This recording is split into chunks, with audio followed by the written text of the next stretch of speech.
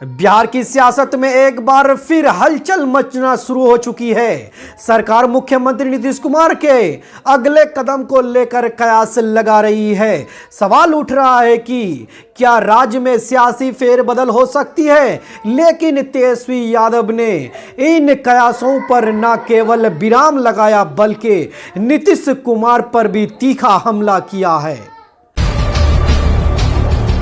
जब विपक्षी नेता तेजस्वी यादव से इस विषय पर सवाल किया गया तो उसका जवाब था, यह सब बेकार की बात है, इनमें कोई दम नहीं है। अब नीतीश कुमार होश में नहीं है और बिहार का प्रशासन सही तरीके से नहीं चला पा रहे हैं। तेजस्वी ने कहा कि मुख्यमंत्री का मानसिक संतुलन ठीक नहीं है और उनके नेतृत्व में सरकार नहीं चल रही है, बल्कि राज्य के कई रिटायर्ड अधिकारी बिहार को चला रहे हैं।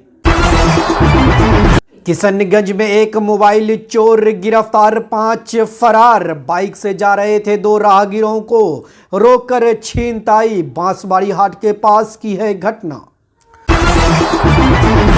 आग लगने से 3 घर जलकर राख। किशनगंज में लाखों रुपए की संपत्ति का नुकसान।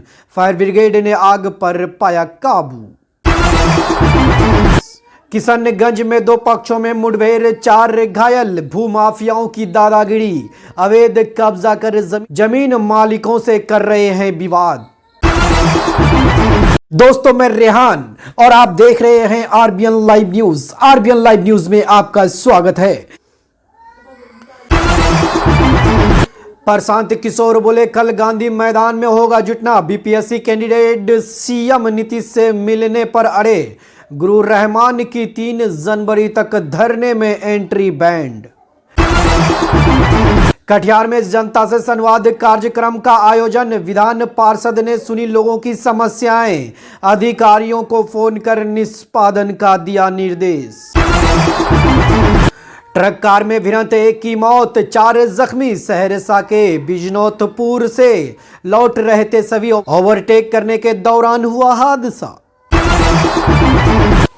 28 ग्राम स्मैक के साथ 3 तस्कर गिरफ्तार। 2700 रुपये कैश के साथ 2 बाइक बरामद। पूछताछ के बाद भेजा गया जेल। बिहार में शीतलहर की अलर्ट। आपदा प्रबंधन विभाग की अपील, बिना काम घर से ना निकले बाहर। हेल्पलाइन नंबर भी किया जारी।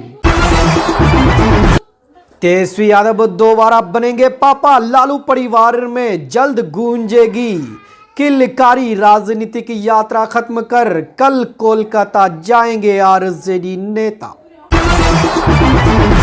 बिहार में सरकार नहीं, सीएम फैसले लेने लायक नहीं रहे। तेजस्वी यादव बोले, नीतीश का चेहरा आगे कर चंद रिटायर्ड अधिकारी और नेता चला रहे हैं सरकार। बिहार की सियासत में एक बार फिर हलचल मचना शुरू हो चुकी है। सरकार मुख्यमंत्री नीतीश कुमार के अगले कदम को लेकर कयास लगा रही है। सवाल उठ रहा है कि क्या राज्य में सियासी फेरबदल हो सकती है, लेकिन तेजस्वी यादव ने इन कयासों पर न केवल विराम लगाया बल्कि नीतीश कुमार पर भी तीखा हमला किया है। जब विपक्षी नेता तेजस्वी यादव से इस विषय पर सवाल किया गया तो उसका जवाब था, यह सब बेकार की बात है, इनमें कोई दम नहीं है। अब नीतीश कुमार होश में नहीं है और बिहार का प्रशासन सही तरीके से नहीं चला पा रहे हैं।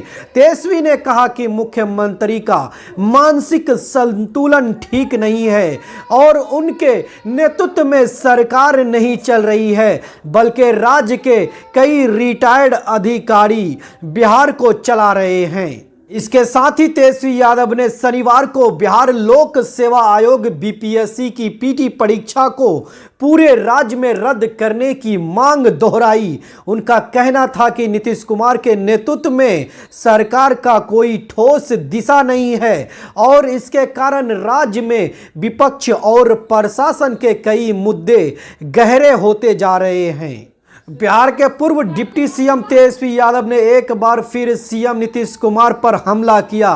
बीपीएससी अभ्यर्थियों पर हुए लाठीचार्ज पर तेजस्वी यादव ने कहा कि बिहार में सरकार है कि नहीं, पहले इस पर चर्चा होनी चाहिए। ये जनता की सरकार नहीं बल्कि भ्रष्टाचारियों की सरकार है।